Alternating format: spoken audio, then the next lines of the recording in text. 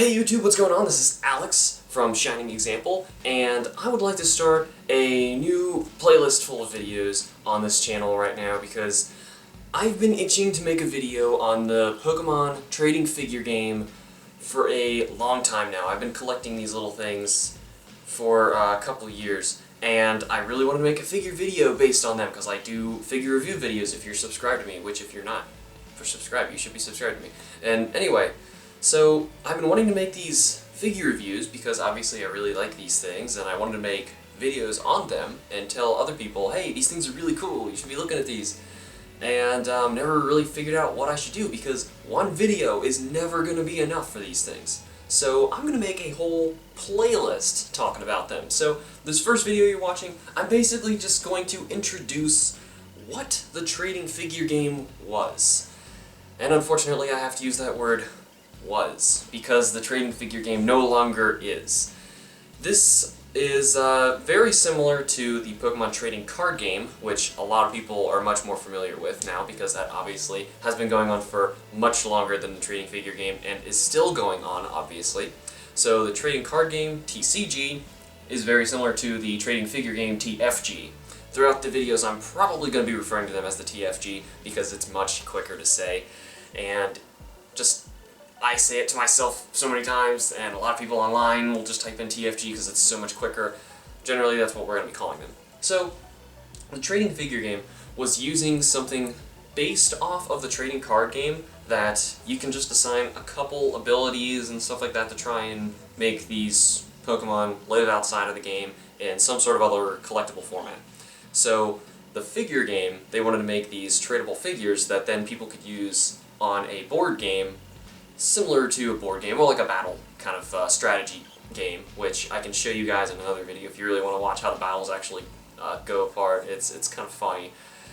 Funny as in it's entertaining to figure out how to actually use what figures actually exist in terms of playing the game, and which ones you can actually find. But anyway, so it was a battle strategy game. You would get certain figures in random booster packs that would either be concealed, random, or you would see which ones you're getting.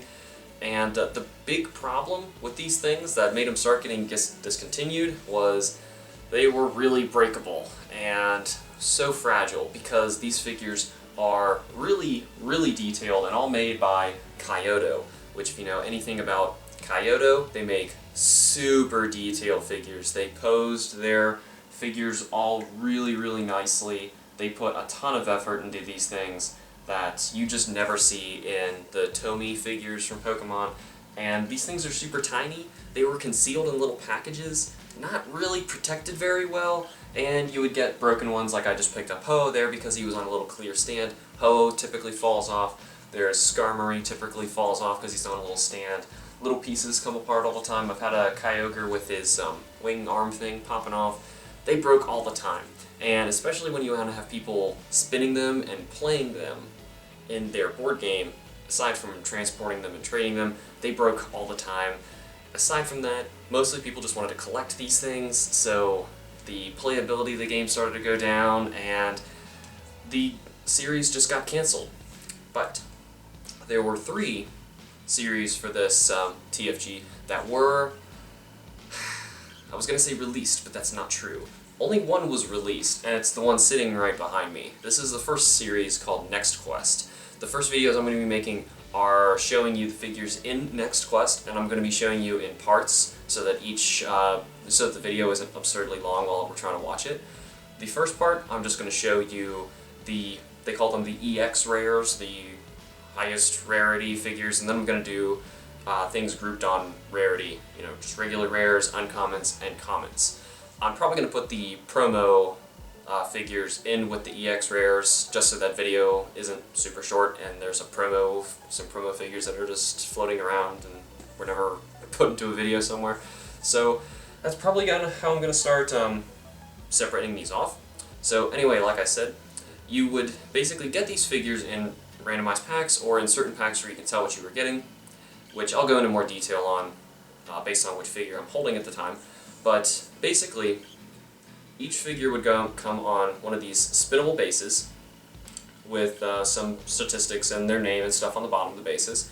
And what you would do is play them kind of like a chess game, trying to get to your opponent's goal.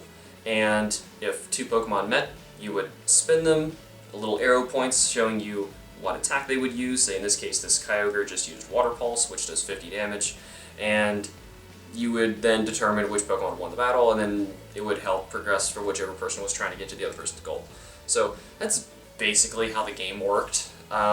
There's a lot more to it. Obviously, there's actually some things that I'm finding that I think they missed in their rulebook, that there's quirks in the game where I've actually just been playing like some fun games with friends, and we get to points where we can go through the entire rulebook and come to a point where either I won or he won based on some rule that's not listed in the book.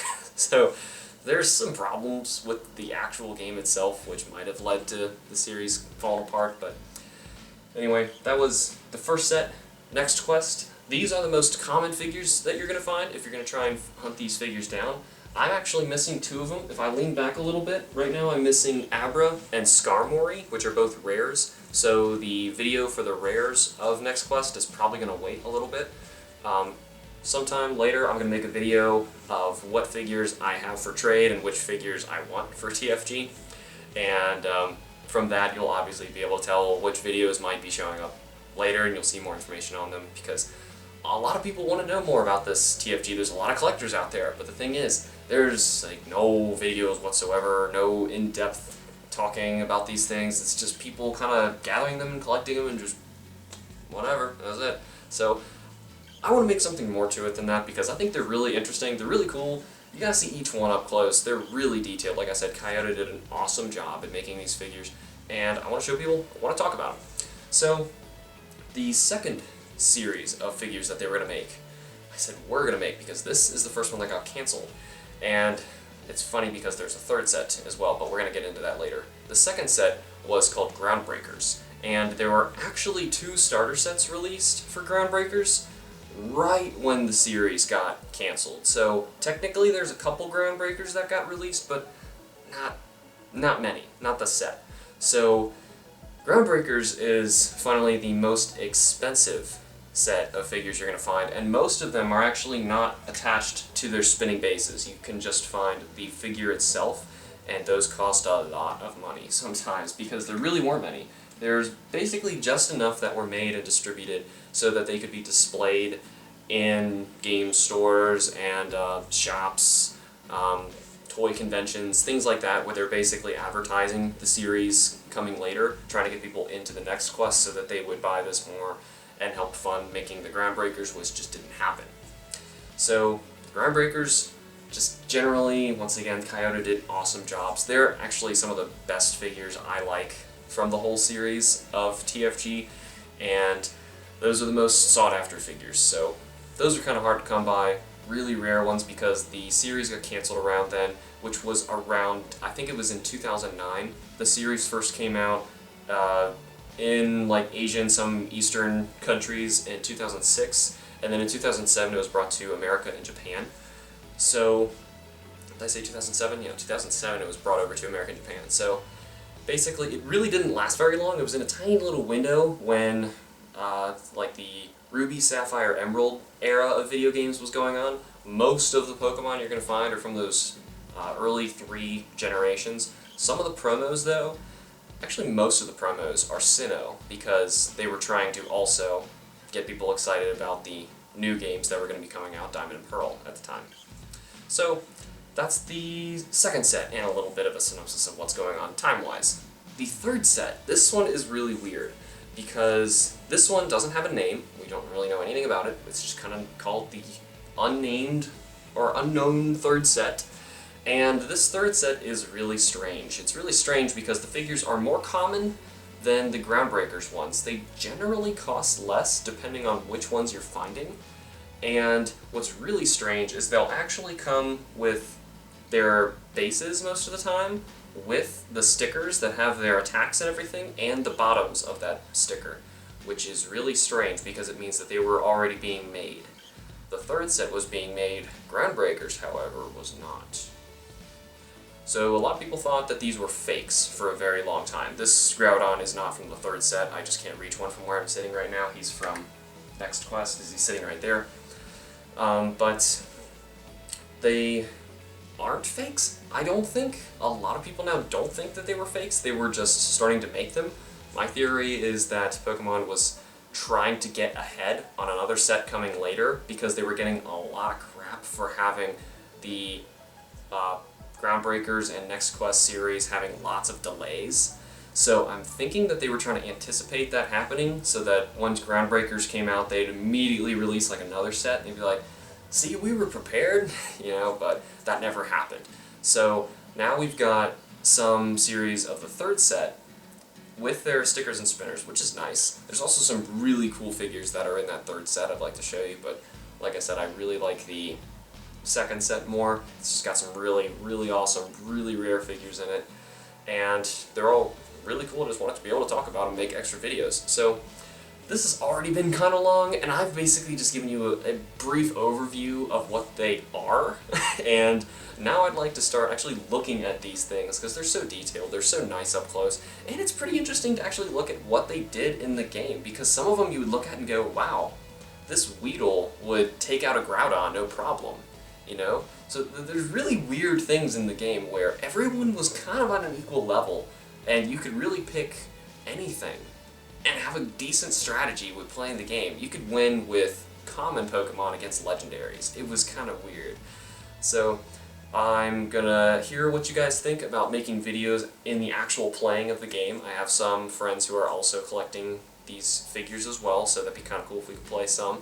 And we can upload videos of those. But first I'm going to be making videos on actually showing the figures, because technically this is going in my figure reviews column of my video playlists on my channel. I'm probably, though, going to make its own playlist of just Pokemon TFG, because there's probably going to be a lot of these. Like if Next Quest is already getting 3 parts, Groundbreakers, because they're kind of rare and I don't have them, I'm getting them in chunks trying to find more. I'm probably going to do those in maybe sets of like 8 to 10, depending on how many I have. Same thing with the third set, because I've got some of them that are kind of common, but then there's really rare ones, like I said. It's kind of hard to figure out that third set. Everything about the third set is weird. So that's probably going to how I'm going to chunk it, and that's going to result in a lot of videos. But they're not going to be that long, so that's nice, so that at least it's being retained. You can take a look at what figures you're interested in, because some people are just going to go into this and say, hey, you know, I just really want an awesome figure of Trainer Red. Hey, well, there is a really awesome figure of Trainer Red, and you can actually get a really cheap figure of Trainer Red. If you just wanted to like dig around and find like 1 or 2, if you really like one Pokemon, you can get a really cool in-depth look at it in the videos I'm going to make in just a bit. So that is all for my brief synopsis of the Pokemon TFG. I will see you guys in the other videos to come. Remember to like the videos and subscribe. I will see you guys next time.